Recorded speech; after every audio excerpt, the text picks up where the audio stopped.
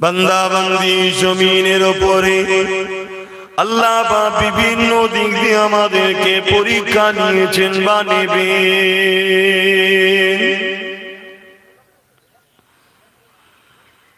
ইতিহাস আমাদেরকে সাক্ষী দেয় আল্লাহ পাক যুগে যুগে যুগে অনেক নবী আলাইহিস সালাম পাঠিয়েছিলেন, তিনাদের কোনো পরীক্ষা নিয়েছে। আল্লাহ পাকের অনেক নেক বান্দা বান্দি দিয়েও পরীক্ষা নিয়েছিলেন।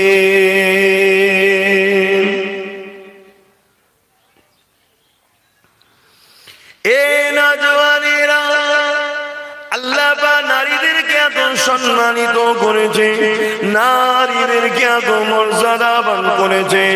আমার রব্বুল আলামিন তিনি নারীদেরকে সতর্ক করে জানিয়েছে, এ আমার বান্দীরা, তোমরা যখন ঘরের বাইরে বেরোবে নিজেকে কাপড় দিয়ে ঢেকে নাও, কেননা এই সমাজে এমন কিছু মানুষ রয়েছে যাদের নফসের মধ্যে, যাদের অন্তরের মধ্যে কিছু শয়তান বসবাস করতে লেগেছে। না জানি তারা কখন তোমাদের উপরে হামলা করে বসে। আমি আল্লাহ তোমাদের সুরক্ষা, তোমাদের ক্ষতি চাই না, তাই তোমাদের জন্য যেটা ভালো আমি আল্লাহ জানিয়ে দিলাম, তোমরা নিজেদেরকে ঢেকে বাইরে বাহির হও।